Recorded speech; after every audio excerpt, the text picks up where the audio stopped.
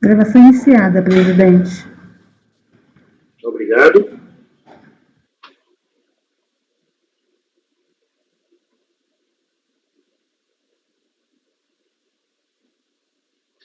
Olá, senhores.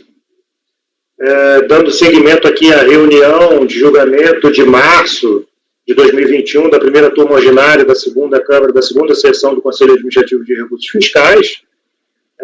Vamos adentrar na parte da tarde do dia 10 de março de 2021, a partir do item 75 da nossa pauta. Ressaltando que a turma está completa pelos seus membros, o conselheiro Daniel, o conselheiro Douglas, o conselheiro Francisco, o conselheiro Sávio, a conselheira Débora, o conselheiro Boto e o conselheiro Rodrigo e eu, Carlos Alberto. Primeiro processo desta tarde é o item 75, agora já tratando de imposto sobre a renda da pessoa física, é o processo 75 da interessada Marilda Aparecida Garcia dos Santos, processo de relatoria do conselheiro Daniel. Por favor, conselheiro, fique à vontade.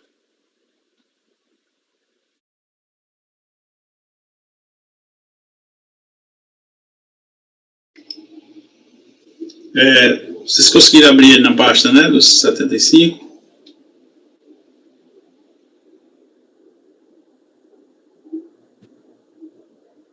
Eu estou abrindo aqui.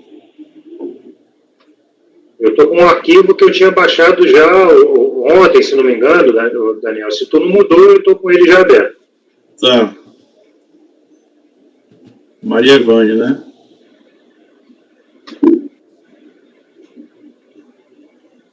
Marilda Aparecida Garcia dos Santos. Ah, tá. Item 75. Tá, 75.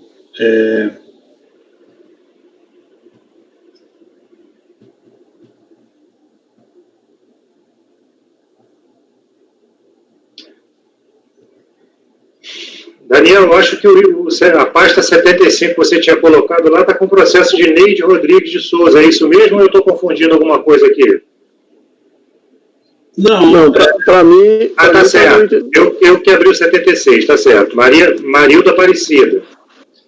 Eu que tinha aberto a pasta 76 aqui. 76 é a senhora Neide. Fique à vontade, conselheiro. Bueno, a Marilda trata-se de auto-inflação referente ao exercício ao ano calendário 2008, que resultou no lançamento de crédito tributário, em que se apurou a omissão de rendimentos no valor de R$500 mil. Relata a autoridade lançadora que a contribuinte, intimada a comprovar a origem dos recursos aplicados em VGBL, no Bradesco, no valor de R$500 mil, efetivado em 6 de outubro de 2011, apresentou a respectiva cópia de adesão e informou que o valor aplicado é originário de recursos da empresa CDS Comércio de Máquinas e Desenvolvimento, da qual é sócia, e dados de contabilização da operação. Em síntese, inconformada, a contribuinte diz que a origem desses recursos é distribuição de lucros, adiantamento de distribuição de lucros da empresa, e também ela aponta a questão de legalidade da Selic. A decisão de primeira instância julgou a impugnação improcedente nos termos da ementa que transcrevo abaixo. Intimada da referida decisão, a contribuinte argue a nulidade da decisão recorrida, uma vez que não foi dada a interpretação correta ao artigo 10, inciso 4 do PAF, o qual dispõe que deve ser a disposição legal infringida e a penalidade aplicável, pois o mesmo reconhece que a empresa contabilizou a entrega da disponibilidade à sócia a título de antecipação de despesa de lucros e logo após efetuou o lançamento da débito com conta de lucros acumulados, ou seja, não ocorreu o pagamento de rendimentos ou a qualquer título sem prestação de serviço. Rendimentos considerados omitidos são isentos de acordo com a legislação tributária, pois que decorrem da distribuição de lucros da empresa da qual é sócio, juros moratórios são indevidos e requer a realização de perícia. Adentrando no mérito e o motivo da nulidade suscitada pela recorrente se confunde com o mérito do presente processo administrativo fiscal, motivo pelo qual com ele será analisado nos termos a seguir delineados. A omissão de vendimentos, o vertente de lançamento tem como fundamento legal o artigo 55, inciso 4 do RI, vigente à época dos fatos geradores, cuja redação é a seguinte: são tributáveis os rendimentos recebidos na forma de bens ou direitos avaliados em dinheiro pelo valor que tiveram na data da percepção. A fiscalização assinará a infração à legislação tributária praticada pela contribuinte. A omissão de rendimentos, conforme apurado em procedimento de fiscalização no termo de início de procedimento fiscal, foi intimada a comprovar a origem dos recursos aplicados em investimento FGBL no valor de 500 mil, datado de 6 de outubro de 2008, conforme arquivos da Receita Federal. Em resposta, apresentou documentação constando cópia de proposta de adesão ao VGBL do Bradesco em nome próprio autenticado na data de 6 de outubro e informou que o valor aplicado foi efetuado com o recurso da empresa CDS, da qual é sócia. O fato comprovar legais constantes do artigo 55, por si só resulta em infração à legislação tributária, nos termos do auto de infração, especificamente o inciso pela qual foi efetuado o exercício fiscal, uma vez que a titularidade do investimento confere o caráter de direito definitivo à pessoa da contribuinte sobre o ativo financeiro. A recorrente alega que o valor utilizado para investimento em VGBL tem como origem os lucros distribuídos pela empresa da qual é sócia, tendo apresentado o livro caixa e o livro razão, bem como balanço patrimonial para comprovar as alegações. Aduz que não é obrigado a manter livro diário por ser uma empresa do Simples. A adesão de primeira instância não acolheu os argumentos ventilados pela recorrente sob o argumento de que, não obstante os documentos apresentados registrarem um valor de R$500 mil para o VGBL da recorrente, não ficou comprovado que o recebimento do valor decorre da antecipação da distribuição de lucros. Para a obtenção da isenção fiscal na distribuição de lucros e dividendos, é necessário que o contribuinte cumpra os requisitos estabelecidos pela legislação tributária. Vejamos que estabelece o artigo 10 da Lei 9249 e a Instrução Normativa da Receita Federal número 93 de 97.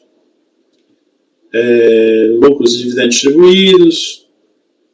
Em razão da isenção da distribuição de lucros e dividendos para os sócios, faz necessária a comprovação inequívoca de sua existência na contabilidade da empresa, no caso dos autos, ao registro do investimento VGBL em nome da contribuinte, mas essa operação não pode ser confundida como distribuição de lucros. Cumpre ressaltar que a recorrente não declarou nenhum rendimento isento em sua declaração de ajuste anual 2009, o que nos leva ao entendimento de que o VGBL é um rendimento recebido na forma de um ativo financeiro tributável, na forma do mencionado artigo 55.4 do RI. De outro lado, deve ser registrado que no próprio recurso voluntário consta a informação de que no ano calendário 2008 a empresa distribuiu como lucros a importância de 196.492, valor muito abaixo do recebido pela recorrente. Com base nessas constatações, nenhuma mácula no lançamento ou no acórdão da DRJ, não há nenhuma mácula que possa levar à nulidade como pretende a recorrente. Dessarte, em razão da ausência de prova de antecipação da distribuição de lucros, entendo que não merece reparo o lançamento, devendo ser mantida a decisão corrida pelos seus próprios fundamentos. Em relação à taxa Selic, a aplicação da súmula número 4, o pedido de perícia deve ser rejeitado pelas razões. Quanto ao pedido de perícia, deve ser rejeitado que essa é reservada à elucidação dos pontos duvidosos que exigem esclarecimentos especializados para analisar a questão. Restringindo-se a questão controversa apresentando de prova documental, torna-se prescindível para a solução do litígio a realização de perícia visando tão somente suprir a obrigação do direito passivo em comprovar a regularidade de sua escrituração e de sua conduta. Assim sendo, rejeito o pedido. Diante de todo o exposto, eu voto conhecendo o recurso voluntário para negar o provimento. Senhores, considerações? Conselheiro relator negando provimento ao recurso voluntário diante da falta de comprovação de que o benefício recebido pela contribuinte estaria relacionado à distribuição de lucros. E ainda tratando aí da questão da taxa Selic, que já é questão formulada e que não merece maiores considerações. Alguém quer fazer algum comentário? Sim, é só para endossar a contribuinte fala que não precisa ter livro diário e tal, né? Mas se ela quiser distribuir acima do limite considerado como base, né? Assim como o cálculo presumido, né? Para o simples também tem essa regra, né? Se você quiser distribuir lucros acima daquela base que foi tributada, você tem que ter uma contabilidade regular. Sim. Então, tem ela que demonstrar contabilmente que de fato ocorreu esse lucro maior do que aquele apurado pela sistemática do lucro presumido. Mas acima da base tributável é tributável, não? Se ela quisesse distribuir lucros acima... É que tinha que ter a escrituração, tá? Porque ela diz aqui que não precisa ter livro diário. Ela não falou isso? Foi. Não, mas é a questão que eu estou apontando, não para esse processo, mas pela matéria. Se ela tem, digamos, direito a receber tanto de lucros, né, ou dividendos, num determinado ano, se a empresa distribui acima do que efetivamente foi o lucro, ou do que a sócia tem direito, esse valor acima não seria tributável, mesmo que ela tivesse... Seria tributável só se ela não tiver a contabilidade, conseguir demonstrar na contabilidade. Se ela consegue demonstrar na contabilidade, esse valor não é tributável. Mesmo sendo acima, né? Mesmo sendo acima daquele apurado com base na estimativa lá da pessoa jurídica, né? Ok. Senhores, mais algum comentário? Então, como vota, conselheiro Douglas? Acompanho, presidente. Francisco? Eu também acompanho. Sávio? Acompanho, presidente. Débora? Acompanho. Outro? Também acompanho. Rodrigo? Também acompanho, presidente. Eu também acompanho o conselheiro relator, só chamo atenção para os termos aí da sua ementa, Daniel, dentro daquilo que a gente tinha comentado, né, que você acaba fundamentando aqui nos termos da súmula CARF 04, a partir tal. Aí é só colocar a tese, né? Os juros moratórios incidentes sobre débitos tributários administrados são devidos no período de inadimplência. Eu vou estar em vermelho. Ok. Com isso, senhores, esse processo 75 acorda aos membros do colegiado por unanimidade de votos sem negar provimento ao recurso voluntário. Processo 76, Neide Rodrigues de Souza. Por favor, conselheiro Daniel também, fique à vontade. Foi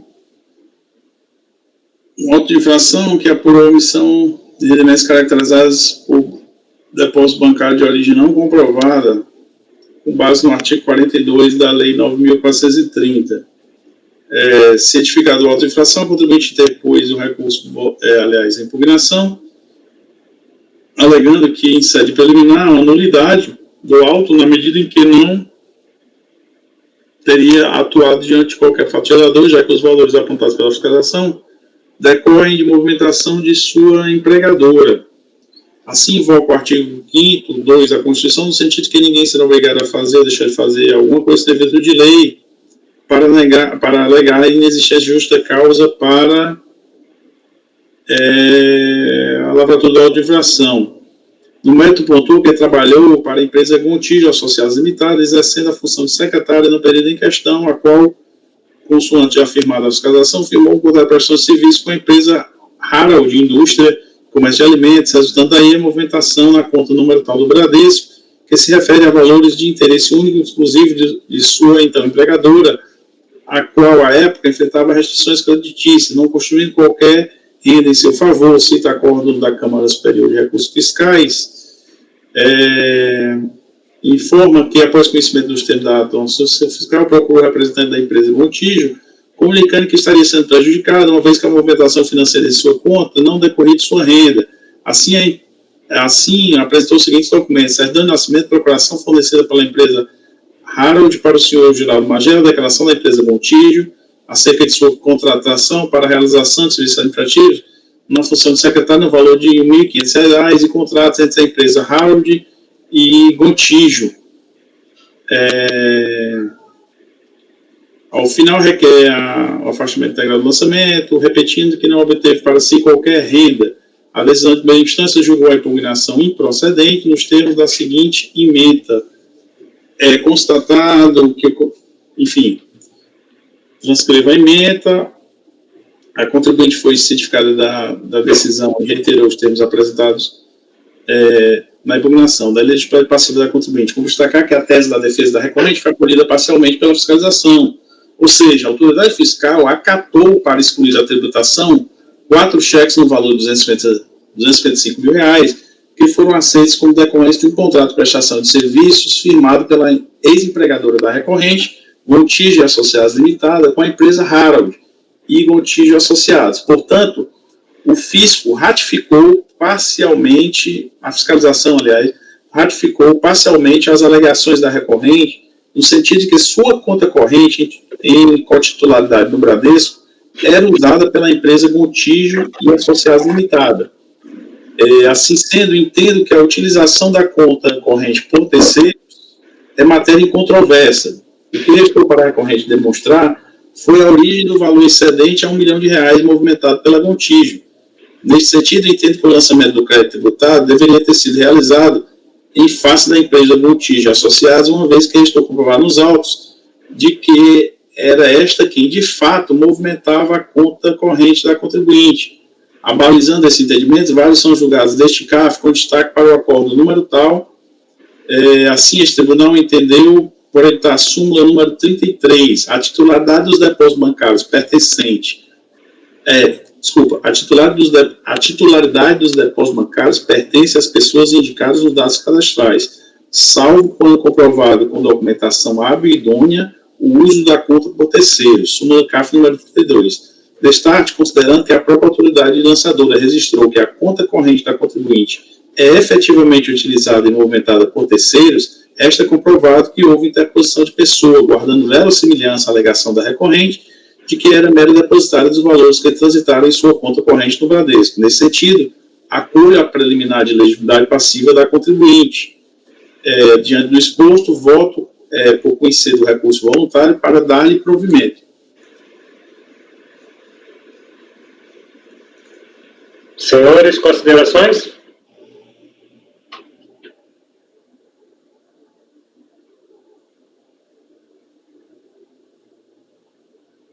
Bom, eu só presente, só para dar uma olhada.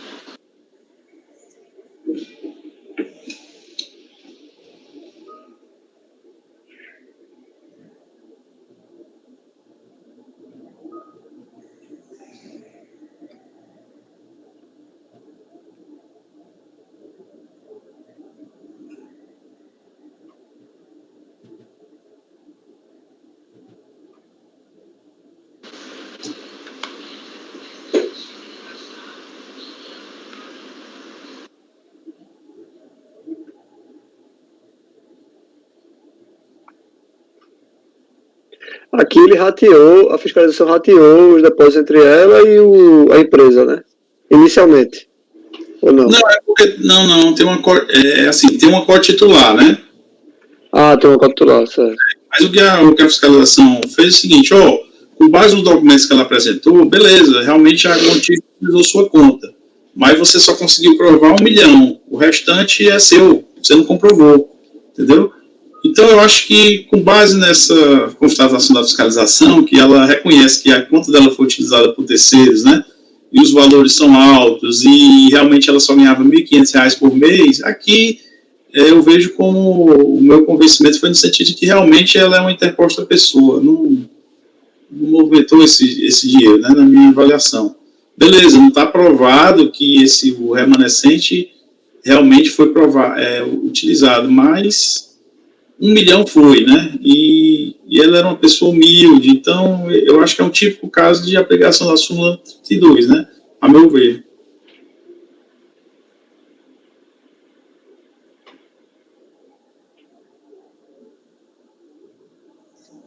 Senhores? Bom, eu acho que a súmula citada pelo Daniel, ela não embarca todos os valores movimentados numa determinada conta corrente. É o valor depositado que ficou comprovado que foi de terceiros. Não é o fato de uma conta, de um determinado momento, ser utilizada por uma terceira pessoa e ela consegue demonstrar isso, é que você joga por terra todo o lançamento. Nós estamos cansados de jogar processos, autuações dessa natureza, em que a gente quer que o contribuinte aponte individualizadamente os créditos tributários, a origem desses valores. E é isso que a lei prevê. Né? Essa análise se dá de forma individual. E aí, se o contribuinte consegue, ele movimenta lá 150 milhões numa conta dele qualquer, consegue demonstrar que 1 milhão era de fulano de tal, aí a gente não exclui 1 milhão, a gente exclui a conta inteira, porque a conta era movimentada por terceiros. Me parece que é uma distorção aí da leitura. Mas, presidente, mas como eu falei, né, aqui nos debates, assim, cada caso é um caso. Se verifica que realmente aqui não é um banqueiro, não é um grande empresário. A questão, Daniel, área que... a questão é que cada caso é um caso e a gente fica julgando de forma casuísta, ou seja, de forma como cada caso vai ser um caso. Eu vou analisar como. A minha avaliação é que eu preciso ter um ponto de vista que eu consiga aplicá-lo em todos os momentos. Eu não posso simplesmente chegar, tudo bem, essa senhora está dizendo aqui que só ganha R$ 1.500, aí o contribuinte está movimentando milhões e milhões na conta dela, e ela, tranquila, está falando assim, legal, é assim mesmo, está vendo que está errado.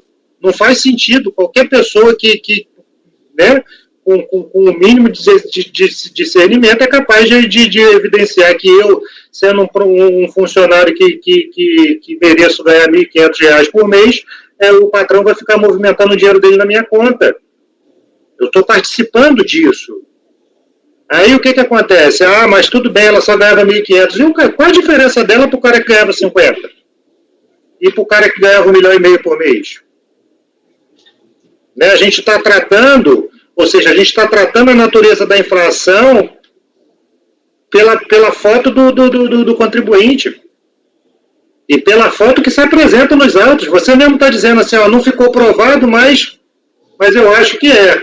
Eu não estou dizendo que não estou dizendo que você esteja errado, eu só estou apontando, eu só estou dizendo que eu não concordo, né, nesses termos, porque a gente sempre pede e sempre exige de todo caso, e o Rodrigo utiliza sempre um jargão que a gente criou lá atrás. Preciso que você me aponte uma planilha dizendo que o depósito Y foi feito na data Z, que não sei o que dá, porque tem que ser de forma individualizada.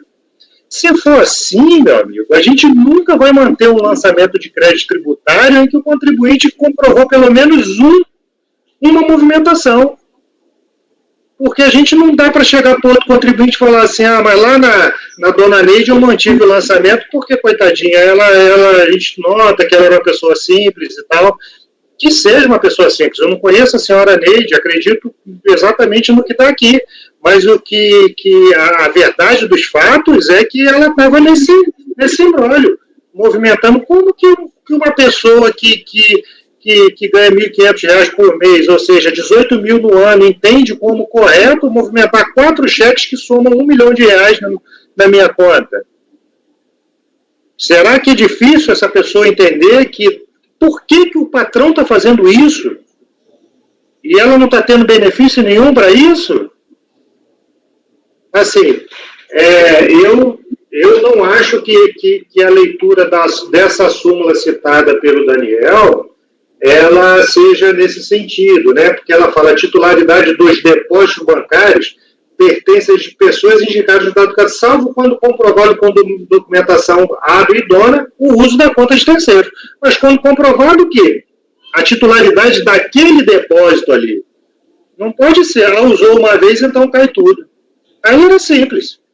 Eu movimento uma conta indevidamente no nome de terceiros, faço um movimento que eu consiga demonstrar o rastro e deixo rolar.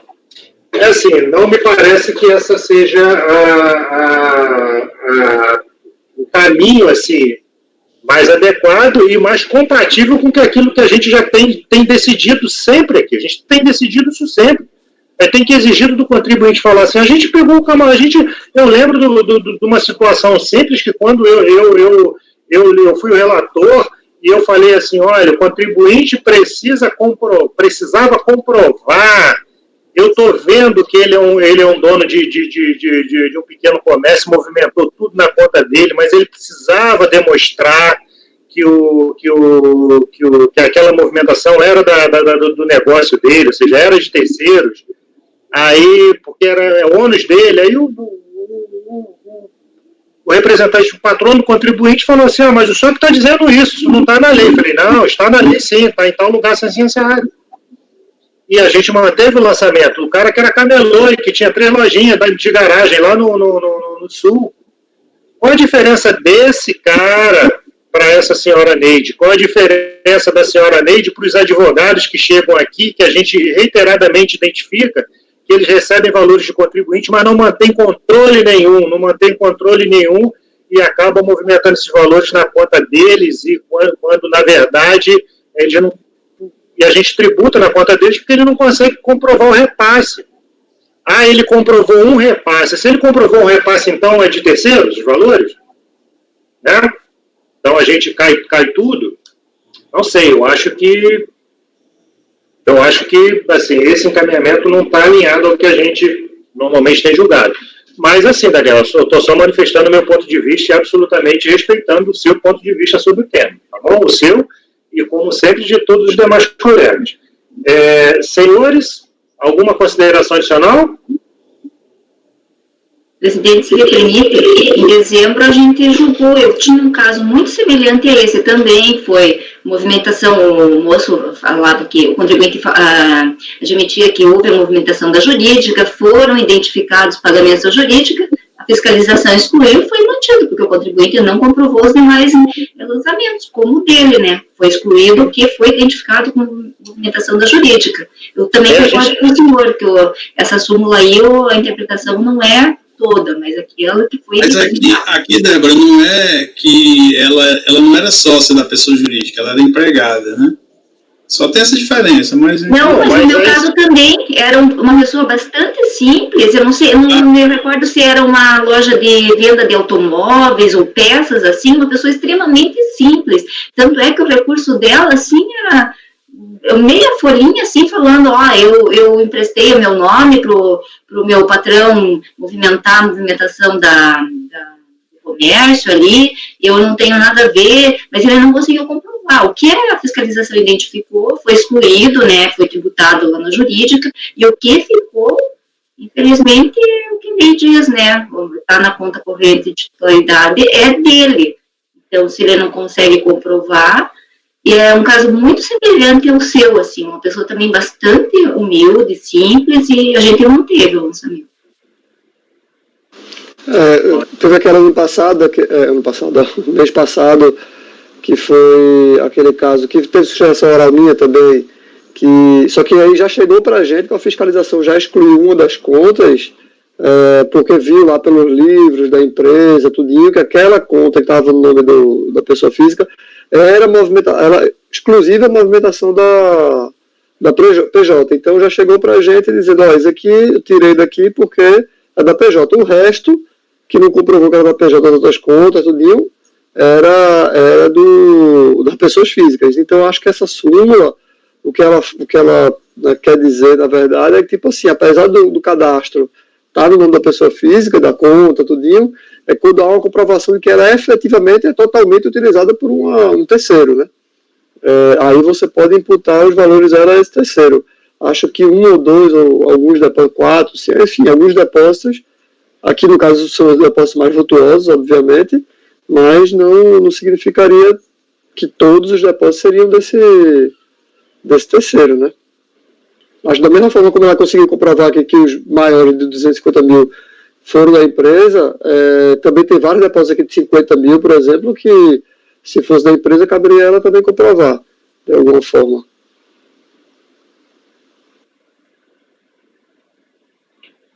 Senhores, considerações adicionais?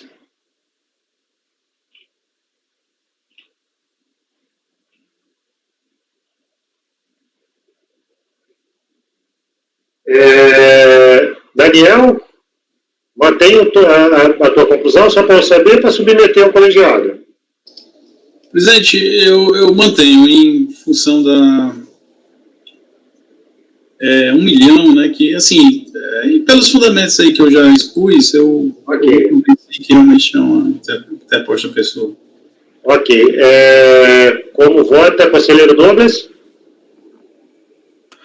Eu vou acompanhar o relator, presidente. Como vota, Francisco? Eu vou com divergência. Como vota, Sávio? Divergência. Débora? Divergência. Conselheiro Boto? Divergência. Conselheiro Rodrigo? Divergência também, presidente.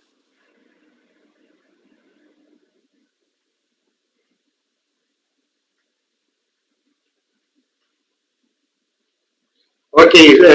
Daniel, nesse caso você estava acolhendo uma preliminar de nulidade por erro na identificação do sujeito passivo. Vencida a tua tese, você precisa avaliar agora o mérito da questão.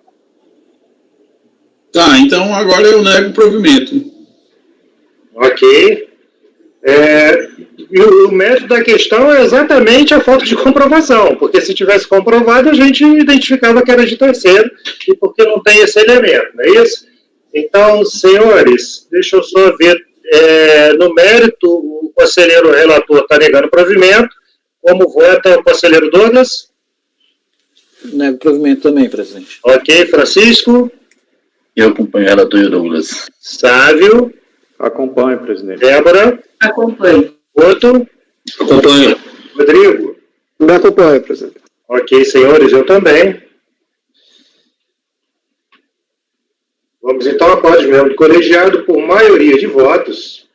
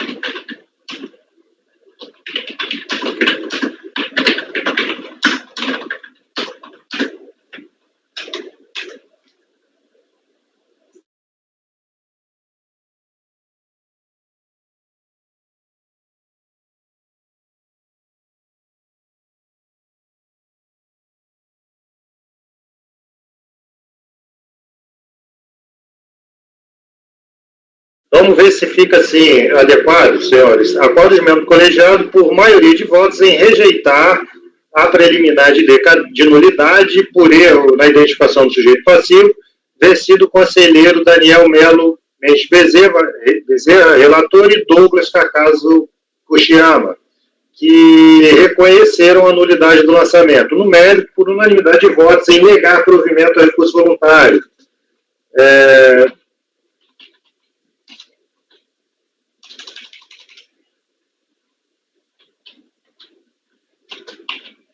Designado para redigir o voto vencedor, o conselheiro Carlos Alberto Amaral Azevedo. Naturalmente, o voto vencedor só no que se relaciona à preliminar em que o conselheiro Daniel restou vencido. Então, esse foi o resultado do processo 76, da senhora Neide Rodrigues de Souza. Passamos ao processo 77, Maria Evânia Garcia. Conselheiro, por favor, fique à vontade.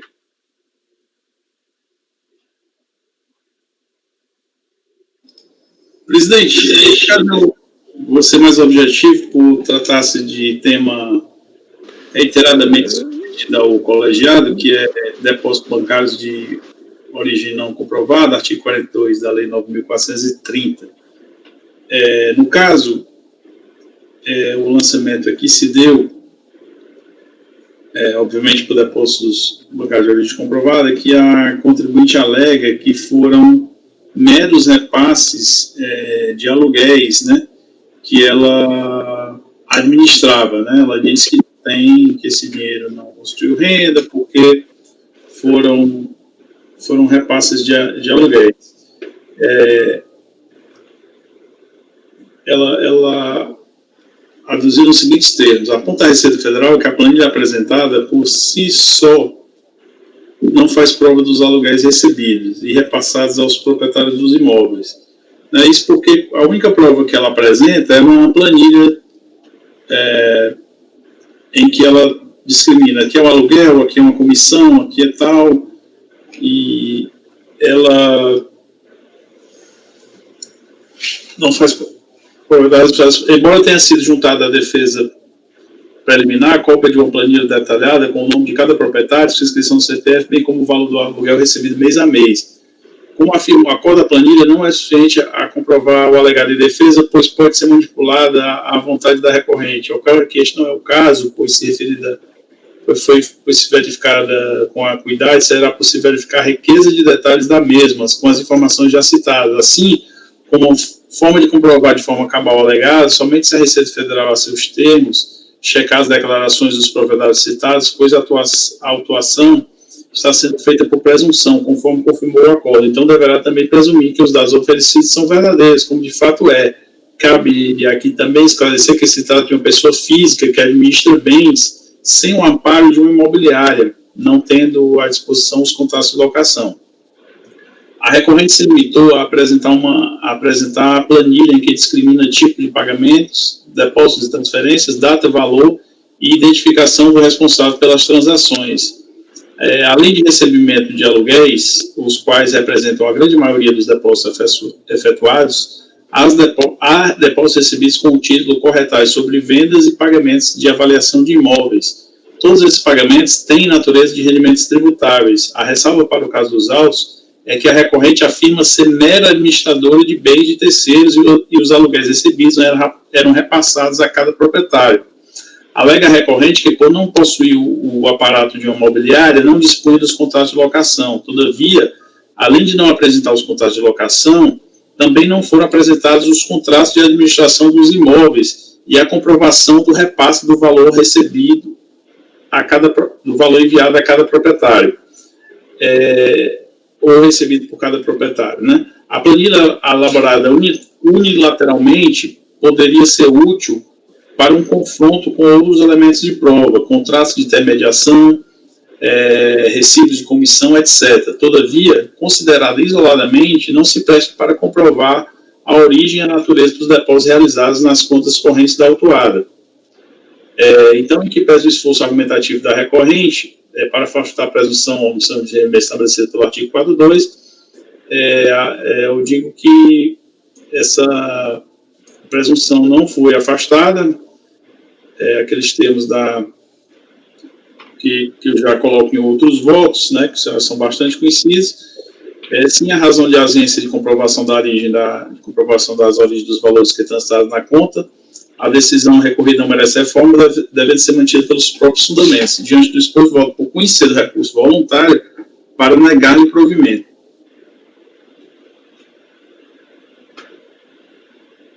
Senhores, considerações?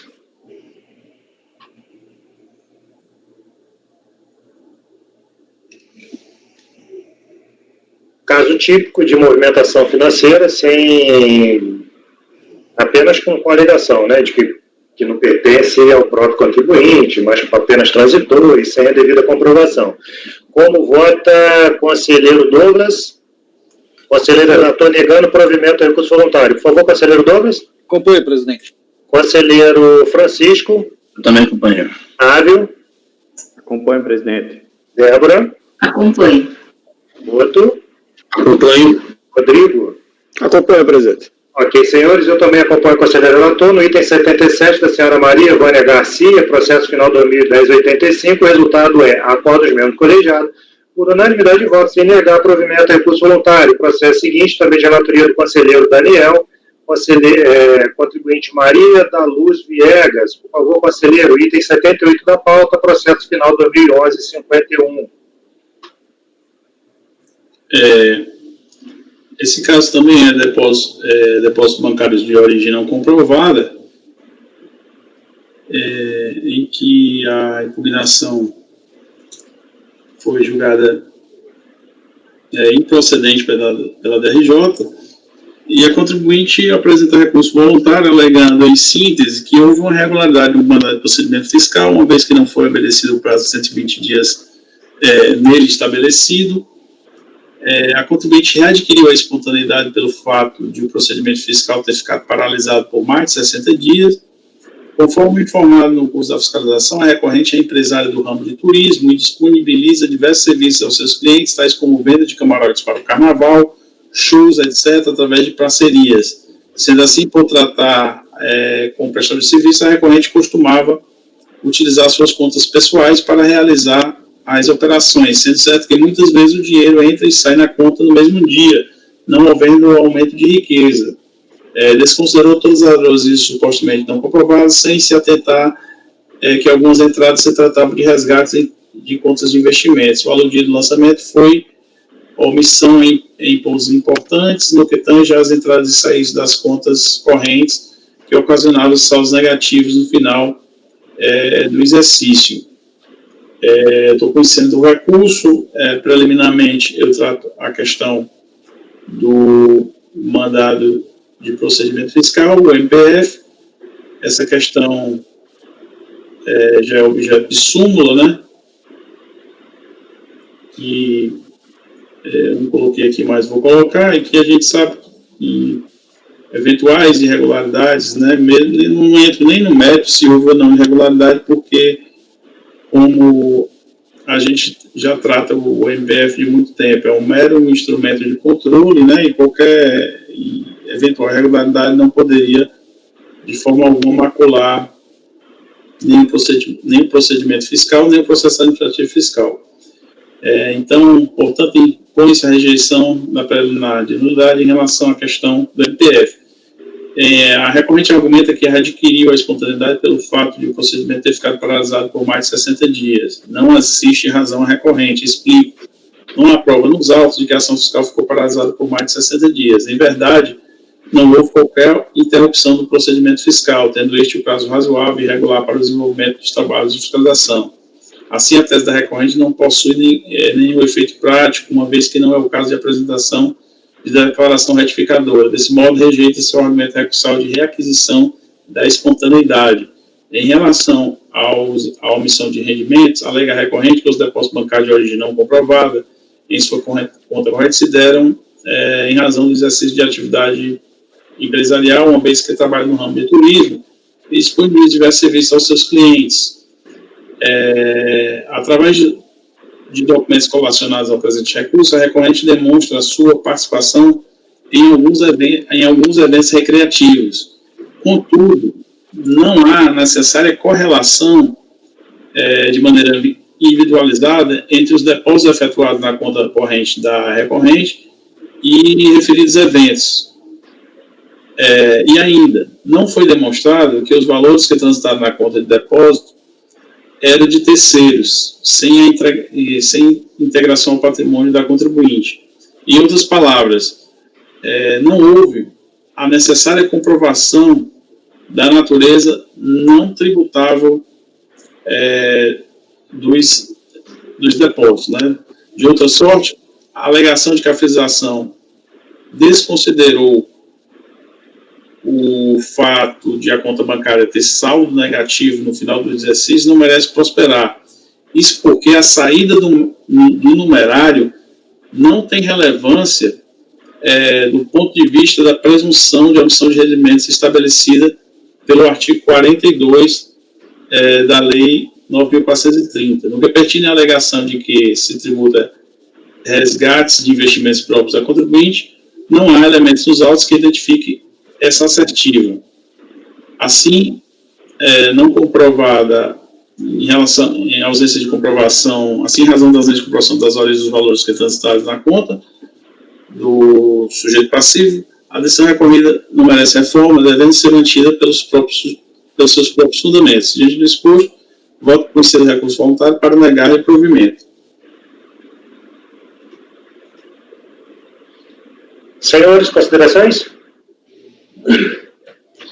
Mais do mesmo, movimentação financeira em que se alega ser decorrente de uma atividade qualquer e que, sem a devida comprovação, como vota o conselheiro Douglas, conselheiro relator negando o provimento do recurso voluntário, conselheiro Douglas já se manifesta acompanhando o conselheiro relator. Como vota Francisco? Eu acompanho. Sávio? Acompanho. Débora? Acompanho. Boto? Acompanho. Rodrigo? Também acompanho. Eu também acompanho o conselheiro relator, e assim, no processo 78 da senhora Maria Luz Viegas, o resultado é a qual dos membros do colegiado, por unanimidade de votos, sem negar provimento do recurso voluntário. O processo seguinte, recorrente Marcelo Aragão Pinto, processo final 2010-76, item 79 da pauta. Por favor, conselheiro Daniel, fique à vontade. Aqui foi omissão de rendimentos de trabalho, aluguéis e royalties recebidos de pessoas físicas, ganho de capital na alienação de bens e direitos, e omissão de rendimentos caracterizada por depósito de origem não comprovada. A decisão de primeira instância julgou a impugnação improcedente. O contribuinte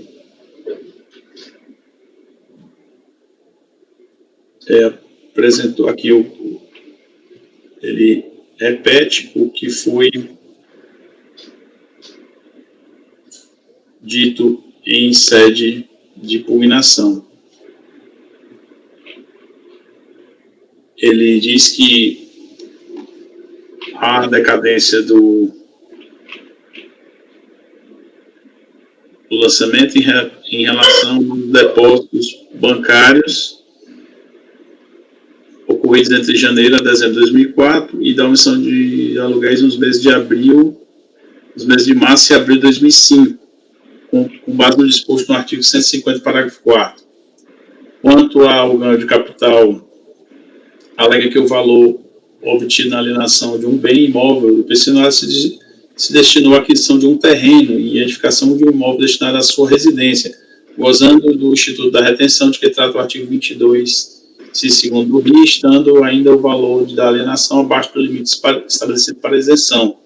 No que toca ao depósito bancário, defende que todas as vezes que intimado apresentou documentos e prestou esclarecimentos do fluxo de crédito nas contas utilizadas na movimentação financeira do impugnante, seus vários parceiros com que ela conjugava o esforço na realização de eventos que consistem na sua atividade fim. Em vista disso, afirma que os créditos não necessariamente lhe pertencem e nem sempre possuem um caráter de definitividade. A transitoriedade está materializada na venda antecipada de abadás, camarotes, souvenirs sujeitos a devoluções, quando ocorrem cancelamentos de apresentações ou transferência de eventos. Além disso, parte dos valores depositados são destinados aos promotores de eventos, cabendo apenas a parte correspondente às suas comissões. Argumenta que toda receita é o ingresso, mas nem todo ingresso é uma receita. Defende que, existindo a questão de disponibilidade financeira, ocorreu o fato gerador, consequentemente não nasceu a obrigação tributária, em substituindo ponto do lançamento, né? Esse contribuinte era o organizador de um carnaval fora de época lá no Maranhão, chamado Marafolia. No caso, aqui a decisão de primeira instância, corrigindo aqui, ela julgou a impugnação procedente em parte, porque excluiu da tributação pela decadência o crédito tributário correspondente ao ano de 2004, certo? Então, apenas de 2005 para frente, que está continua submetido ao contencioso. Há uma pequena parte, se não me engano, acho que só os 200 e poucos reais de multa isolada, certo? Pelo não recolhimento do carnê-leão. Aí eu estou verificado no ano calendário 2005, eu estou afastando essa multa isolada com base aqui nos precedentes da nossa turma. Utilizo o voto da lavra do ilustre conselheiro Carlos Alberto do Moraes Azevedo, a quem peço bem para utilizar como minha razão de decidir nos seguintes termos: afasta essa multa isolada e eu aplico aqui o artigo 57, parágrafo 3º do CTN, em face da matéria ser é uma matéria simples, né, que ele, em tese, poderia até ter o direito à isenção do ganho de capital na alienação do imóvel, porque o imóvel realmente, né, se enquadrava naquela isenção lá de 2005 para imóveis de até R$440 mil, né? Sendo que essa isenção só é permitida uma vez a cada 5 anos, né? E ele já tinha efetuado uma transação imobiliária poucos anos antes. Então, por isso, a DRJ não manteve o lançamento, né? Então, assim, por concordar com todos os seus termos, eu adoto os fundamentos da decisão de primeira instância como em razão de decidir o que faço de acordo com o permissivo e certo no artigo 57, parágrafo 3º do regimento do CAF. Decadência, bem tranquilo, já afastou 2004, 2005 entra aqui, não está decadente.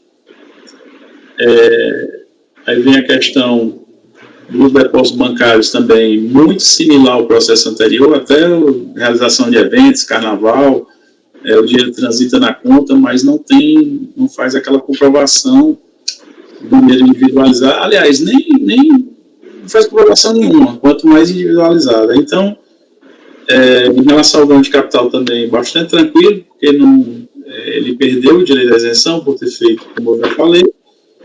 E aí eu estou entendendo por manter a decisão recorrida e, em conclusão, aqui no caso seria ficou aqui negar provimento, mas seria uma parcial apenas no sentido de excluir a multa isolada do carneião do ano calendário 2005. Esse é o meu voto, presidente. Senhores, considerações?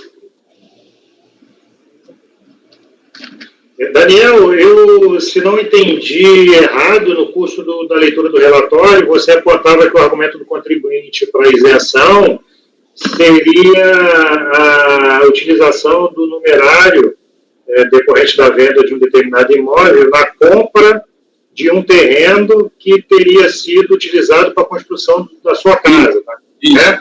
Esse tema da RJ tratou dele, porque uma coisa, essa é um motivo que exonaria o crédito tributário, o outro seria o que você tratou com a gente, que é a isenção, a venda do único imóvel, ganho de capital incidente sobre a venda do único imóvel no período de... A DRJ tratou também, porque a isenção é para aquisição, está lá na lei, né? É aquisição de outro imóvel residencial. Imóvel residencial. Sim. Né? Tá? A tese está tranquila, assim, a tese é bem clara para a gente, né? Porque a isenção é para isso. A questão é só porque se a DRJ tratou disso, que você acabou não comentando isso no... porque eu não li o voto da DRJ, mas tratou assim. Tá bem tranquilo. Senhores, considerações adicionais? Conselheiro relator negando provimento a recurso voluntário, no que tange a questão dando provimento parcial ao recurso voluntário para exonerar o crédito lançado de multa isolada por falta de recolhimento carnê-leão, e no mais, mantendo o lançamento, por entender que não houve comprovação aí da origem do numerário movimentado em conta bancária, e ainda por concordar com a decisão da DRJ no que se refere ao ganho de capital, seja pelo contribuinte ter utilizado a benesse fiscal para o único imóvel nos últimos 5 anos, seja pelo contribuinte não ter direito à isenção quando o valor do imóvel vendido é aplicado na aquisição de um imóvel não residencial, que é o caso de terreno. Como vota, conselheiro Douglas? Acompanho, presidente. Conselheiro Francisco? Eu também acompanho. Sávio? Acompanho. Débora? Acompanho. Boto? Também acompanho. Rodrigo? Acompanho também, presidente. Ok, senhores. Então, processo 779, final 2010-76, do senhor Marcelo Aragão Pinto, fica com o seguinte resultado. Acordo de membro colegiado por unanimidade de votos em dar provimento parcial ao curso voluntário para exonerar o lançamento da multa isolada pela falta de recolhimento carnelião.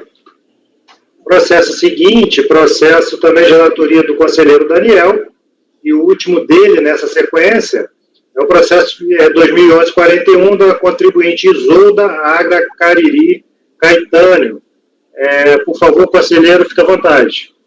Processo 80 da pauta. Presidente, esse caso aqui também é depósitos de origem não comprovada, certo? Em que a DRJ alterou o lançamento para excluir da tributação valores comprovadamente depositados a título de desapropriação por uma entidade de saúde lá de Campina Grande. E a contribuinte, a pressão curso voluntário, alegando que é de ser considerados créditos realizados originários da conta de sua mãe. Ao se aprofundar mais nos detalhes da movimentação, percebe que essas movimentações estavam presentes no calendário de 2008, de forma a vislumbrar uma correlação entre o crédito bancário e sua respectiva origem, que era aposentadoria e pensão. Então, a realidade, por exemplo, pode ser vislumbrada com a constatação de que os rendimentos mensais de sua genitora eram oriundos da pensão paga pela Secretaria de Finanças da Paraíba e giravam em torno de R$ 9.600. Ao fazer um cruzamento das informações, observa-se que mensalmente havia o recebimento de valores oriundos de transferências bancárias realizadas entre contas correntes de sua genitora e a da recorrente de cifras muito próximas ao que eram pagos àquela, o que indica que os valores eram oriundos desta para que fosse melhor administrado e, portanto, ilustra a origem dos respectivos recursos financeiros. Nesse contexto, vislumbra-se a existência de uma inter-relação de valores originários da pensão de sua genitora e sua respectiva movimentação bancária para que se vislumbrasse que as operações bancárias se relacionavam com os encargos de exercício da curatela da recorrente. A existência de uma correlação, pelo menos, entre as transferências dos valores acima descritos, já indicam a demonstração de uma origem dos recursos e, por conseguinte, o afastamento da ideia da incidência da tributação. Normalmente, quando se observa a origem não livre do imposto, tais valores estavam adstritos ao exercício da curatela. No caso dos autos, a decisão de primeira instância alterou o crédito tributário para excluir da exação os depósitos que tiveram como origem a conta poupança da contribuinte, bem como a indenização por desapropriação recebida do município de Campina Grande. Assim, a insurgência da recorrente limita-se a justificar os depósitos que têm como origem a aposentadoria de sua mãe, a fim de facilitar a administração dos recursos necessários para a sobrevivência e cuidados, com a sua genitora. Estou comprovado nos autos que a mãe da contribuinte está acometida de doença incapacitante e que a mesma é curatelada pela filha, consoante comprova o documento de folha 120. Contudo, ao tentar demonstrar que parte dos valores que foram depositados na sua conta corrente tem como origem a aposentadoria de sua mãe, a contribuinte não demonstrou a correlação entre o valor recebido pela sua genitora da Secretaria de Finanças da Paraíba e o correspondente depósito em sua conta corrente. Em desconformidade com a lei de regência, a contribuinte assinala que os valores são aproximados e não traz nenhum documento comprobatório da existência de valores transferidos que tiveram como origem a conta corrente de sua genitora. Destaque entende que as alegações da recorrente foram genéricas e insuficientes para comprovar a origem e a natureza dos depósitos efetuados em sua conta corrente. O que se verifica é que os valores são aproximados, mas não tem ao menos uma transferência bancária e que se identifica o nome da mãe da genitora. Né? Então, assim, não tem pode até ser que tenha a conta corrente, mas não tem a identificação que aquela era a conta corrente da mãe da genitora, aliás, da mãe da recorrente. Por esses motivos, eu estou entendendo que ela não se desincumbiu aqui do ônus de prova para afastar a isenção do estabelecido pelo artigo 42, e eu estou, nesses termos, negando o provimento do recurso voluntário. Senhores, considerações? Me parece que não seria uma tarefa difícil, né? Se a própria contribuinte é a curadora da mãe, ela buscar essa movimentação da conta da mãe, que é a conta dela. E ainda assim, a gente teria que... É uma situação bastante complexa, né? Porque o fato do recurso ter vindo da mãe para a conta dela não evidencia assim, a natureza, né, dessa operação, né? Porque pode simplesmente ela poderia estar utilizando os valores para custear as despesas da mãe, aí ela teria que demonstrar, olha, está tendo esse tratamento, estou tendo aquilo outro, o dinheiro sempre sai da minha conta, é mais fácil movimentar, e aí por isso que vem de lá, está aqui a demonstração da vinda e a demonstração da utilização com ela, porque a mera tramitação do recurso da conta da mãe dela para a conta dela, já me parece que não seria assim em contexto no sentido pela não incidência da tributação, né? Porque poderia ser uma doação, poderia ser, não sei, ela poderia estar recebendo esse valor porque um acordo entre os irmãos que ela está tomando conta e ela é como se fosse uma retribuição pelo que ela está, né, pelo envolvimento pessoal direto. Enfim, poderia tantas outras coisas estarem relacionadas a esse caso. Mas, neste caso em particular, nem mesmo, conforme pontua o conselheiro relator, nem mesmo a comprovação de que houve essa tramitação dos recursos da conta da mãe para a conta da filha ficou evidente. E assim o conselheiro relator nega provimento ao recurso voluntário. Alguém quer fazer alguma consideração, senhores? Então, como vota conselheiro Douglas? Acompanho, presidente. Conselheiro Francisco? Também acompanho. Sávio? Acompanho, presidente. Débora? Acompanho. Boto? Também acompanho. Rodrigo? Acompanho, presidente. Ok, senhores, eu também acompanho o conselheiro relator e, nesse sentido, o processo 80 fica com o seguinte resultado: e processo do final 2011-41 da contribuinte Isolda Agra Cariri, não sei, Caetano, acorda do colegiado por unanimidade de votos em negar provimento ao recurso voluntário. Senhores, chegamos ao processo 81, são 9h45. Pois não, alguém ia falar alguma coisa? Atualizando a hora, 9h54, a hora oficial. Esse 9h45 é a hora do meu notebook. Eu não sei o que os senhores preferem, a gente dá um intervalo para tomar um cafezinho, ou então a gente seguir até o processo que vai ter videoconferência, que é o 84.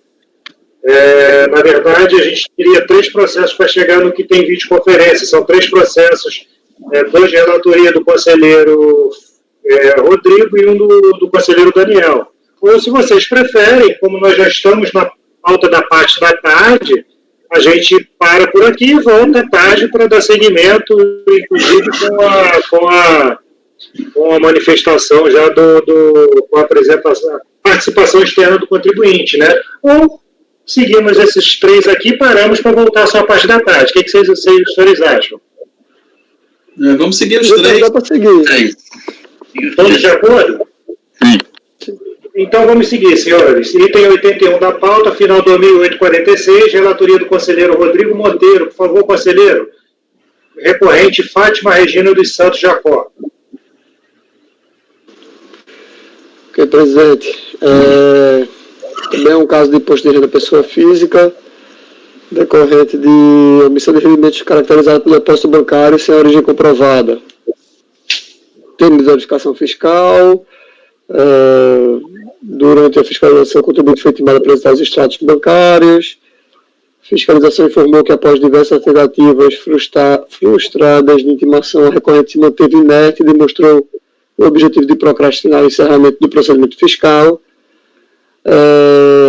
Assim, a autoridade efetuou a requisição de movimentação financeira para as instituições e conseguiu verificar que as contas que receberam créditos foram as mantidas no Banco Bradesco, conta individual, no Banesp, conta conjunta, e no Itaú, também conta conjunta. Não houve resposta da contribuinte dos titulares, mesmo após a intimação pessoal, assim considerou como omissão de rendimentos os créditos não efetuados.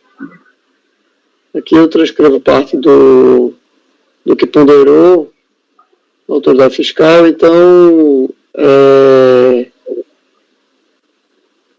agora a apuração da crédito base de cálculo da omissão relacionadas a folhas 18994.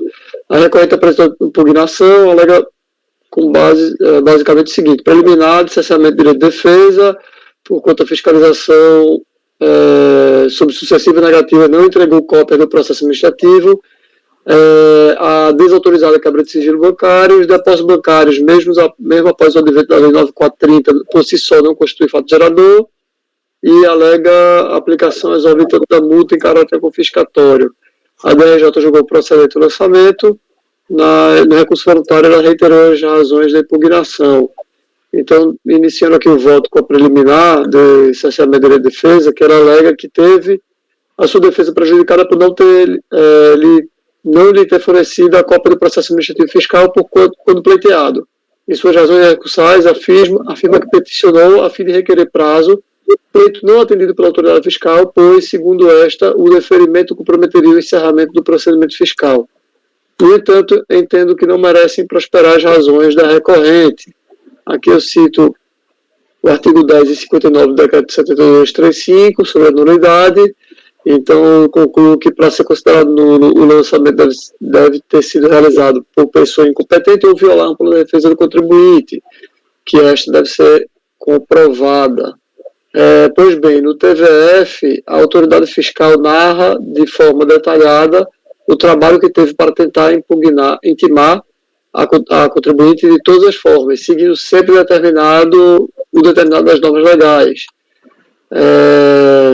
Que eu transcrevo parte do que aconteceu, né, que foi via endereço, telefone, através do procurador do irmão.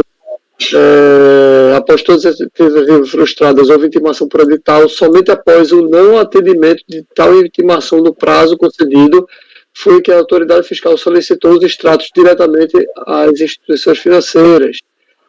Mesmo após o recebimento do extrato, tentou novos contatos com o contribuinte por meio dos dados cadastrais das instituições financeiras. Não teve sucesso. E um deles chegou até a irmã da contribuinte, no endereço e tal. Enfim, quando estava prestes a dar continuidade ao procedimento por meio do edital, compareceu a unidade fiscal, o procurador Marcos Leopoldo, que é representante da contribuinte e dos titulares. Ele tomou ciência de todos os atos e foi dado 10 dias. Oi. Vamos dar só um minutinho, eu tenho a impressão que o Sávio não está nos ouvindo. Você nos ouve, Sávio? Acho que ele caiu.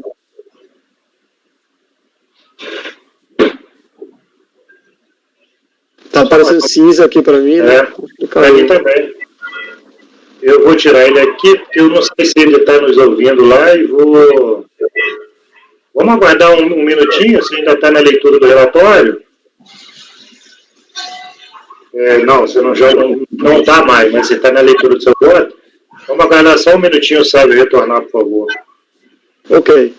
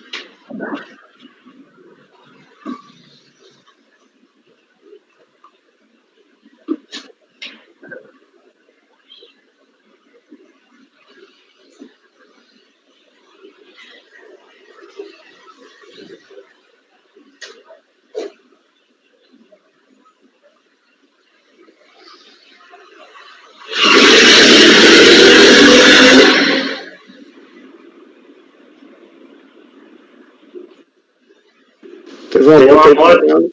Tem uma moto aí? De quem é essa moto, hein?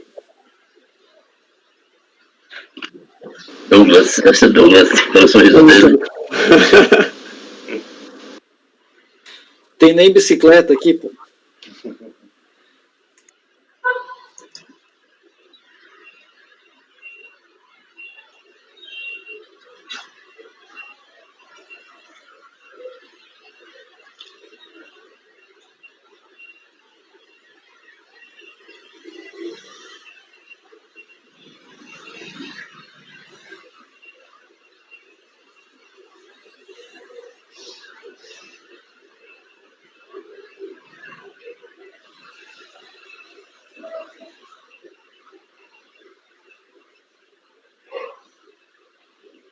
Presidente, não seria o caso de suspender-me de vez, não, presidente?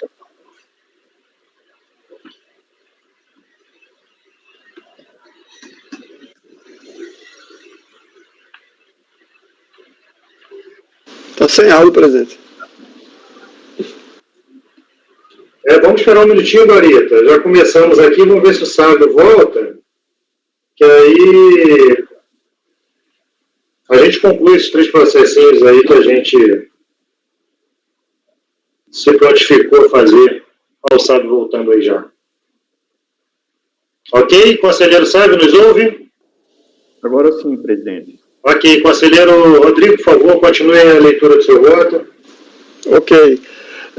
Bem, como eu estava dizendo, apareceu lá o procurador, foi intimado para os 10 dias, umas 2 semanas depois, uns 15 dias depois, ele pediu prorrogação, que foi indeferida pela autoridade fiscal. Posteriormente, esse deferimento, ele acostou aos autos cartas enviadas nos bancos que afirma ter solicitado a identificação e comprovação das origens do lançamento. Ele solicitando isso ao banco, né? Então, eu relato isso para informar que a autoridade fiscal fez de tudo que estava ao seu alcance para intimar a contribuinte e seguir com o procedimento fiscal sem utilizar via editalícia, a qual foi necessária para dar seguimento ao processo e buscar os extratos via RMFs. Quando precisou ocorrer a intimação para comprovar a origem do depósito, a intimação foi feita através de procurador da recorrente, mesmo quando já havia possibilidade de intimação via edital. Quase um mês após a intimação do procurador da recorrente, esta apresentou à autoridade fiscal cópias de requerimentos feitos às instituições financeiras para que estas apresentassem os extratos bancários. Como bem expõe o TVF, em nenhum momento a contribuinte solicitou à autoridade lançadora cópias de tais extratos bancários, mesmo quando se sabia que os autos de todo o procedimento fiscal, inclusive os extratos, sempre estiveram à disposição dela. Em nenhum momento foi negado à contribuinte o acesso aos autos do procedimento fiscal, os quais continham os almejados extratos bancários, como ela alega. Assim, não se pode falar em cerceamento de seu dever de defesa quando sequer a recorrente fez tal pleito. Então, indefira-se preliminar nulidade. No mérito, é mais do mesmo. A questão do quebra de sigilo bancário, né, que eu vou poupar da leitura aqui, que entendo que é possível, cito decisão do STF, súmula do CAF para informar que a análise de inconstitucionalidade é matéria estranha à nossa competência. E sobre o depósito bancário sem origem comprovada, eu também inicio falando aqui dos trecho legal da presunção legal de omissão de receita, para o final informar que a recorrente apenas se limita a alegar a ausência de comprovação da ocorrência do fato gerador, que é uma linha de argumentação já superada pela súmula 26, e a omissão de rendimentos e decorrência direta da identificação do depósito sem origem comprovada em razão da pressão legal, o que dispensa a fiscalização de produzir provas quanto ao consumo da renda. Não merece reparo ao lançamento. E a multa alegada como defeito confiscatório invoca a súmula 2 para informar que essa é uma matéria estranha à esfera de competência do CAF. Porque ela informa que, de acordo com a súmula 14 e 25 desse CAF, que a simples omissão de rendimento não pode ser já multa majorada, mas aqui eu esclareço que essas súmulas são para casos de multa qualificada e não pelo percentual normal de 75%, que é a multa regular. Então, nego provimento ao recurso. Senhores, considerações? Como vota, conselheiro Daniel? Eu acompanho, presidente. Daniel, a gente não está vendo você aí. Se puder abrir sua câmera, só porque vai ficar registrado aqui a sua imagem aí na hora de proferir o seu voto. Desculpa, presidente, que eu fui tomar uma água aqui e esqueci de voltar. Tá bom. Você acompanha então o conselheiro relator? Sim, acompanho. Douglas? Acompanho, presidente. Francisco? Eu também acompanho o conselheiro relator. Sávio? Acompanho, presidente. Débora? Acompanho. Guto? Acompanho. Eu também acompanho o conselheiro relator e assim para o processo da senhora Fátima Regina Santos Jacó, a qual de membro do colegiado, por unanimidade de votos, em negar provimento do recurso voluntário. O processo seguinte, Geraldo Magela de Moraes. Por favor, conselheiro Rodrigo, item 82 da pauta. Ok, presidente. Esse aqui também é mais um caso de depósito bancário. Talvez esteja um pouco longo aqui, porque ele juntou muita documentação, mas eu vou tentar ser o mais breve possível. Enfim, ainda no relatório, que após análise dos documentos apresentados pelo contribuinte, a fiscalização excluiu créditos, tiveram a origem comprovada, e intimou novamente para comprovar mediante a apresentação de documentos hábeis e idôneos com esses dados e valores a origem dos recursos individualizados às folhas 169 e 195. Ele alegou que era da atividade de factoring, enfim, basicamente isso, que as anotações tinham sido extraviadas, apresentou declarações de seus clientes, que ele acostou os autos dizendo que não tinha relação de factoring com contribuinte recorrente, planilhas e solicitação do banco para cópia de cheques. A autoridade fiscal afirmou que as declarações de clientes por ele apresentadas não teriam valor probante, pois são idênticas, foram confeccionadas no mesmo dia, contemporaneamente à ação fiscal e sem elemento de prova que as confirmasse. A autoridade lançadora concluiu, em suma, que o recorrente não trouxe qualquer elemento de prova que servisse para comprovar a sua assertiva. Então fez o lançamento com base no artigo 42. Em sua impugnação, ele falou que o valor, voltou a dizer que era para a operação de factoring, na modalidade convencional, que a afirmativa indica que a citada planilha não foi analisada, pois nas 3 primeiras colunas estão em destaque datas e valores constantes do extrato de conta corrente bancária. Nas colunas seguintes estão identificados o número do banco, a agência conta corrente do cliente, o número e o valor do cheque, nessa ordem. Na última coluna, o valor do fechamento com a segunda coluna. Os dados constantes da planilha foram extraídos dos extratos bancários que estão anexados ao processo. A fiscalização não pode, por isso, transferir o ônus da identificação do emitente do cheque. Aqui, antes disso, é porque eu não grifei aqui, mas ele disse que com os dados constantes na planilha, a fiscalização, se fosse sem interesse, poderia estender sua pesquisa e identificar o nome do emitente do cheque e confirmar a operação, pois tem poderes bastantes para tanto. Faculdade negada ao signatário em vista da legislação de proteção do sigilo bancário. Então, afirma que, ele insiste nessa questão do factoring e diz que tomar indistintamente todos os depósitos como se fossem receitas ou rendimentos é fora de propósito. Essa diferença que são os seus rendimentos representa o deságio do valor. Enfim, ele defende aqui que nem todo depósito bancário seria sua renda, né?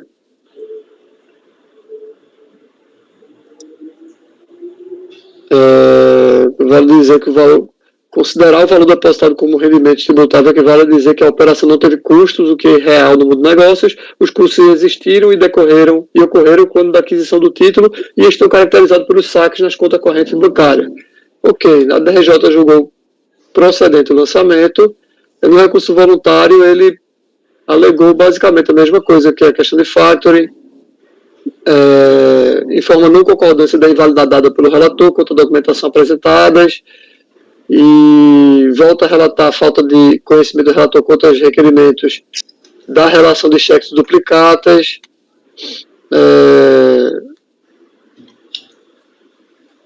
Ao final, alega o enquadramento do recorrente nos termos do artigo 150, parágrafo 1º, inciso 2 do regulamento do imposto de renda, para argumentar a equiparação às pessoas jurídicas para efeitos de imposto de renda por ser uma empresa individual. O recorrente aditou o seu recurso posteriormente e, para esclarecer todo o procedimento, documenta os custos de aquisição incorridos devidamente relacionados com a cópia reprográfica da agenda, enfim, outras coisas que ele apresenta, planilhas. Então, eu aqui discrimino aqui o que ele apresentou e vamos ao voto. Eu, de início, entendo que os fundamentos apresentados por ele nas folhas posteriores ao recurso, em complementação, podem ser apreciados porque são meras juntadas de documentos a fim de comprovar o que ele já havia alegado e não uma inovação recursal. Por outro lado, a alegação de que deveria ser equiparada a pessoa jurídica para fins de tributação de imposto de renda é um argumento que não deve ser conhecido nessa fase recursal, né? Não foi levado para a DRJ, enfim, é uma inovação. Então, entrando no mérito, ele questiona a legitimidade do lançamento em razão de sua lavratura com base simples em movimentação. Eu cito, né, o que eu costumo citar sobre depósitos bancários, a legislação, jurisprudência, enfim, artigo 142 do CTN, e passando aqui, informando também que é ônus do contribuinte, o ônus da prova, pela inversão de presunção legal.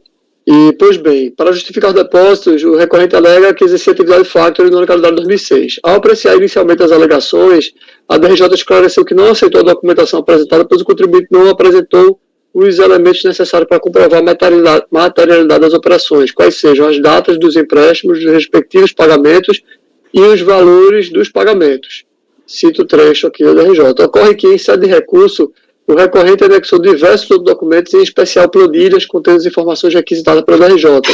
Considerando todo o processo, com a apresentação do recurso voluntário, constam os seguintes documentos acostados com a finalidade de comprovar a existência da operação de factoring. Aqui eu cito tudo que ele acostou aos autos. Analisando por amostragem de documentação encaminhada, entendo que não restou efetivamente comprovada a materialidade da operação de factoring. Então, aqui eu exemplifico com um caso, né, que foi o primeiro lançamento.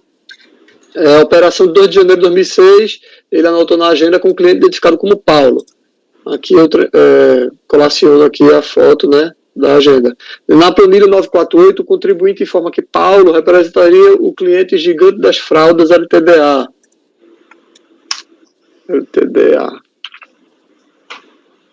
Por sua vez, o extrato de folha 665 discrimina melhor esses valores. Então, dá para entender aqui do que eu colacionei, que o contribuinte adquiriu 4 cheques de R$ 1.200 para resgate em 31, 33, 34, 35 dias por R$ 4.500. Né? Contudo, dentre as cópias dos cheques que acostou a fim de comprovar a aquisição dos títulos, não foi encontrado nenhum correspondente em datas e valores e beneficiário a citada operação, que o único cheque de 4.500, né, que ele emitiu é o de folha 435, destinado a José Carlos, datado de 8 de fevereiro de 2006, sendo que, conforme a planilha de folha 949, José Carlos está relacionado a Job Car Alinhamentos e não a Gigante das Fraldas LTDA.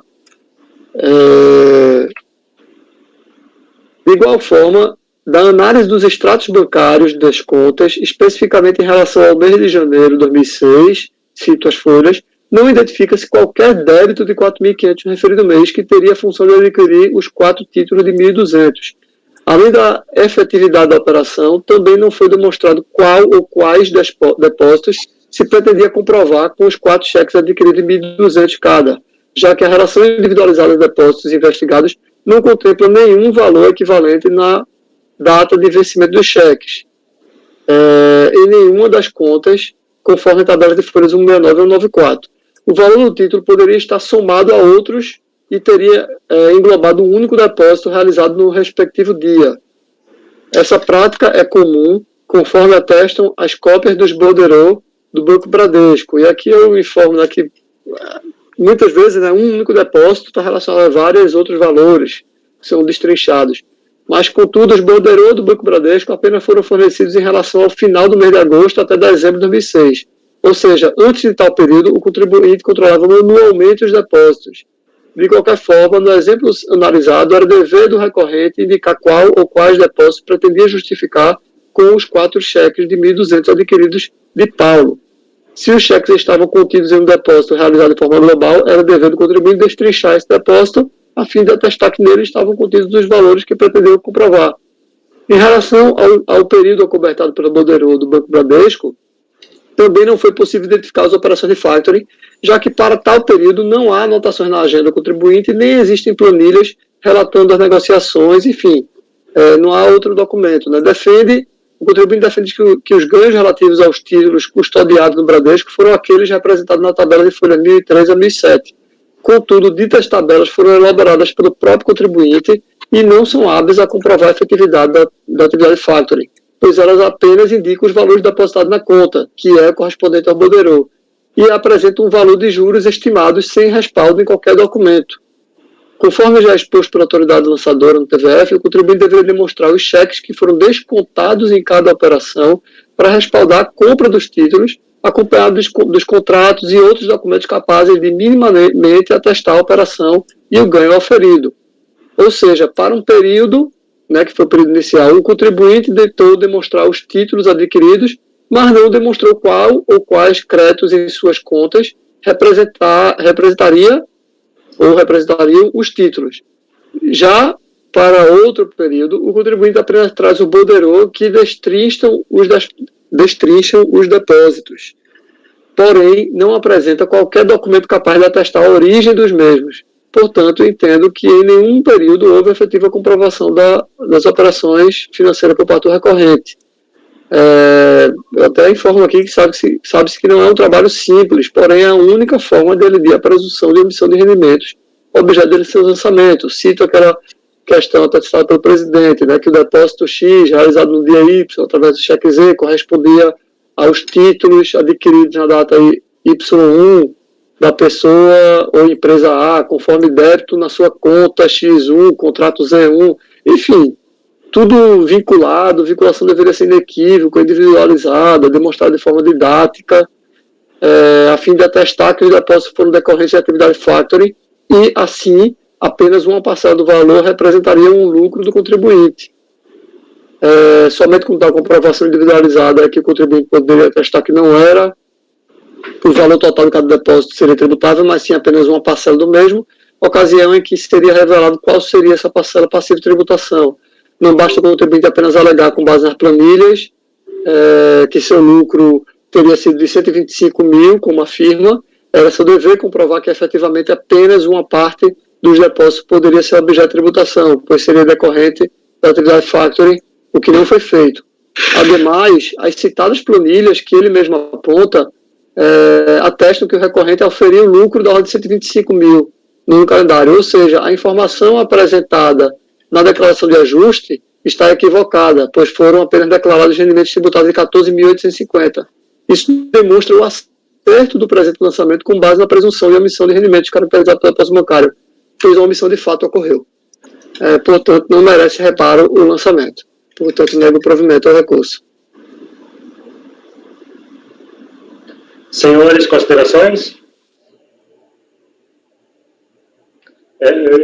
O Rodrigo fala até da complexidade, né, da tarefa do contribuinte, mas essa complexidade decorre da precariedade dos controles, né, da informalidade do tratamento da questão e que, enfim, quem deu causa a toda essa situação, ou gerou essa dificuldade toda, foi o próprio contribuinte. Por conta desse pouco zelo aí no tratamento dessas questões financeiras, né? Como vota conselheiro Daniel? Conselheiro relator, conhecendo em parte do recurso voluntário, porque tem uma matéria que ele não conheceu logo no início, que era a questão da tributação como pessoa jurídica, e no mérito negando o provimento do recurso voluntário. Como vota conselheiro Daniel? Eu acompanho, presidente. Conselheiro Douglas? Acompanho, presidente. Francisco? Também acompanho. Flávio? Acompanho, presidente. Débora? Acompanho. Otto? Acompanho, presidente. Ok, senhores. Eu também acompanho o conselheiro relator e assim acorde colegiado por unanimidade de votos sem conhecer em parte do recurso voluntário por este tratar de termos externo litígio administrativo instaurado com a impugnação ao lançamento. Na parte conhecida por unanimidade de votos em negar-lhe provimento. Passemos ao próximo processo, item 83 da pauta, relatoria do conselheiro Daniel, processo final 2017, com recorrente Antônio Augusto Miele. Por favor, conselheiro Daniel, fica à vontade. Senhores, aqui é mais um processo de depósito bancário de origem não identificada. Esse caso em especial é o seguinte: o que está tributando aqui praticamente é um depósito só de um valor bastante expressivo para esse ano calendário, né? Até hoje já seria um valor expressivo, que é 845 mil reais aproximadamente. No caso, o contribuinte alega que esse depósito ele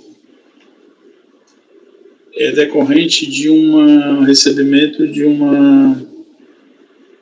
Vou ler aqui para ficar melhor. O contribuinte recebeu um depósito em conta corrente conjunta no Banco Unibanco no valor de R$ 845.281,50, que, conforme o histórico bancário, foi recebido do Banco Nossa Caixa, identificando o depositante como Marco Caiate, com toda a comprovação da origem através da conta número tal, da evolução de empréstimo, do livro diário da empresa WGM Participações, não foi possível, pois houve divergência de valores e data, já que consta na conta número tal a devolução do empréstimo de 811 mil em 18 de julho e não do valor do depósito de 845 mil. O que foi que houve aqui explicando? O contribuinte alega que era credor, certo, dessa empresa da qual é sócio, WGM Participações, e que essa empresa, WGM Participações, ela recebeu um valor decorrente de uma ação de desapropriação, e ele alega aqui, inclusive, que para economizar o tributo então existente da CPMF, a empresa, no caso, quem pagou a desapropriação, depositou direto na conta corrente dele e não da empresa, né? E essa operação foi contabilizada como devolução de empréstimo, foi o que eu acabei de narrar. Só que a fiscalização não aceitou porque houve uma divergência de valores, certo? E ele alega o seguinte, né? Alega de defesa, porque ainda busca o impugnante vista e cópia dos autos. Duas foram apreciações de reclamação que reduziram o prazo de defesa a merecer a devida consideração sem o devido processo legal. O valor de 845 mil decorreu do recebimento pela WGM de uma indenização por expropriação de um terreno, sendo o impugnante credor da WGM, ao invés de depositar tal verba a favor desta, para que ela fizesse o pagamento de seu débito de empréstimo, baixou o devido na contabilidade e creditou diretamente àquele, operação que atingiu por igual forma o seu irmão João Luiz Miele, também credor e sócio da empresa. No caso aqui, a fiscalização já fez o rateio de cobrar metade do contribuinte aqui e metade do seu irmão. Outro fato que demonstra que esse artigo consiste na ordem de pagamento determinada pelo advogado que agiu nos autos, por procuração. Indaga-se. Então, a que título determinaria o contratado advogado depósito os valores noticiados, se não pelas razões afirmadas? O ônus da prova em tais casos é do fisco, se julgado deste conselho. Em relação aos demais depósitos reclamados na planilha apontados, envolvendo o montante de tanto, há que se considerar de início merecer exclusão o valor de 405.684, porque com provas decorrem de pagamentos pela WGM de valor anteriormente emprestado. A decisão de primeira instância julgou a impugnação improcedente nos termos da emenda que transcrevo abaixo, contribuinte foi cientificado da decisão e apresentou recurso voluntário na data tal, alegando em síntese que aderiu ao refis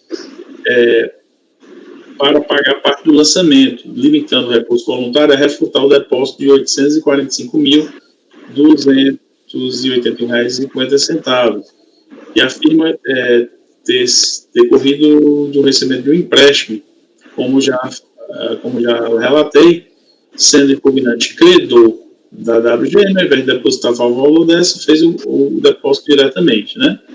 É essa a única alegação do recorrente. Então, como o recurso voluntário ele não reiterou as teses aí processuais de cerceamento ao direito de defesa e tudo mais, limita-se a refutar esse depósito em especial, eu dei por ultrapassadas essas questões e entro no mérito para afirmar o seguinte: consoante relatado, o recorrente delimitou a matéria contenciosa a um depósito realizado na conta corrente do Unibanco em 19 de julho de 2005, no valor de R$ 845.281,50, consoante extrato bancário de folha 28. Por tratar-se de conta conjunta, a autoridade fiscal fez o rateio do valor depositado, sendo 50% para cada cotitular. O crédito tributário remanescente foi apartado do presente processo nos termos do desmembramento de folhas 385 e 386. De acordo com a tese defendida pelo recorrente, o valor controvertido é referente ao recebimento de empréstimo da empresa da qual é sócio a WGM Participações. Sustenta que a referida empresa detinha crédito pela expropriação de um terreno e que, para economizar a CPMF, o valor foi depositado diretamente aos sócios. Contudo, há o registro contábil de toda essa operação. A decisão de primeira instância reconheceu a existência da ação expropriatória e dos registros contábeis. No entanto, não acolheu os argumentos de defesa em razão de não haver prova do pagamento do valor da indenização por desapropriação na conta dos sócios, nem coincidência de valor e data entre o registrado na contabilidade e o TED, cujo histórico constante no extrato bancário atesta que teve como origem a conta corrente de Marco Chiatti, mantida na nova Caixa. Transcrevo abaixo o excerto do acordo recorrido. Em que pese o fato de haver um TED no valor de 845 mil enviado em nome de Marco Chiatti, não há coincidência de valores nem datas com a devolução dos empréstimos efetuados pelos irmãos Miele, a empresa WGM, estes no valor de 801 mil, conforme descrito no livro de razão, folhas tais e livro caixa folhas tais, 405, 6284 a cada irmão da pessoa jurídica WGM. Comprovado que a origem do valor de 845.250 foi o depósito efetuado por Marco Chiatti. Como assinalado, o recorrente sustenta que referido numerário foi repassado pelo advogado Márcio Chiatti como pagamento da indenização por desapropriação. Apesar da semelhança entre os nomes, não se pode afirmar que se trata da mesma pessoa, sem prova do erro, já que não é comum uma instituição financeira registrar o nome do cliente incorretamente. Não há nos autos nenhuma prova de que o advogado Márcio Chiatti recebeu o valor decorrente da ação de desapropriação movida pela Via Oeste. O comprovante de recebimento da indenização é uma prova indispensável para se aferir a natureza não tributável do rendimento recebido. O mero indício não pode ser acolhido para afastar a presunção legal de omissão de rendimentos tributáveis, em que pese o esforço argumentativo do recorrente para afastar a presunção de omissão de rendimentos estabelecida pelo artigo 42, a alegação tem que ser comprovada de maneira individualizada, o que não ocorreu no presente caso. Assim, em razão da ausência de comprovação da natureza do valor transitor na conta do sujeito passivo, a decisão recorrida não merece reforma, razão pela qual deve ser mantida pelos seus próprios fundamentos. Diante de tudo exposto, voto por seu recurso voluntário para negar o provimento. Senhores, considerações? Conselheiro relator negando o provimento a recurso voluntário. Eu acho mais que uma questão absolutamente importante, acabou passando aí meio que de lado, que é a questão do empréstimo. Tudo bem, você está recebendo retorno de empréstimo, e emprestou quando? Né? Então a gente está tratando aí, acabou tratando aí, mas pô, não demonstrou que esse é o valor que foi recebido de desapropriação, mas mesmo que fosse desapropriação, seria desapropriação da empresa. O crédito seria da empresa. O que a gente está discutindo é o crédito que ele alega que seria da empresa para pagamento de um empréstimo anterior. Isso parece que não se avançou nisso, né? Nem o contribuinte avança, nem o voto, aparentemente, aqui do Daniel, pelo menos nos excertos que ele deu para a gente, acaba tratando disso. Ou seja, se o contribuinte demonstra... Eu me baseei no lançamento fiscal. O lançamento fiscal diz assim, não vou acolher porque há uma divergência de valores. Ele registrou essa operação na contabilidade. Há uma divergência. Ele não fez essa consideração, né? Não tem a prova do empréstimo e tal. Mas eu posso colocar aqui, não abrir um parágrafo. Eu acho que isso é relevante porque isso resolve a situação. O fato de identificar que aquele valor era da desapropriação, se o contribuinte demonstra isso, então cai o lançamento? Não. Pode até ser. Além disso, o que faltou foi isso. O contribuinte não demonstrou, porque a empresa recebeu como desapropriação, ela passou para ele e ele recebeu o crédito. Se ele não demonstra que, de fato, fez um empréstimo para a empresa, não demonstra o fluxo financeiro, esse crédito é tributável como outro qualquer, independente da origem dele. Se ele tem origem ou não tem origem nessa tal ação judicial, né, de expropriação do terreno. Senhores, conselheiro relator, negando o provimento do recurso voluntário, já fez o apontamento aqui que vai fazer um destaque aqui com relação à questão do empréstimo. E alguém quer fazer alguma consideração adicional? Então, como vota, conselheiro Douglas? Acompanho, presidente. Francisco? Eu também acompanho. Sávio? Acompanho, presidente. Débora? Acompanho. Boto? Também acompanho, presidente. Rodrigo? Acompanho também, presidente. Ok, senhores, eu também acompanho o conselheiro relator e, nesses termos, acordo os membros do colegiado por unanimidade de votos em negar provimento ao recurso voluntário formalizado no processo 83 do contribuinte Antônio Augusto Miele. Com isso, senhores, a gente passaria ao processo 84, mas é um processo que terá participação externa e acho que a gente pode interromper os nossos trabalhos e voltar a seguir com a continuidade do julgamento dos processos voltados para esta tarde do dia 10 de março de 2021. Tudo bem, senhores? Todos de acordo? Ok, senhores. Então, por favor, solicito a senhora Val que nos acompanhe aqui pelo CAF para parar a gravação.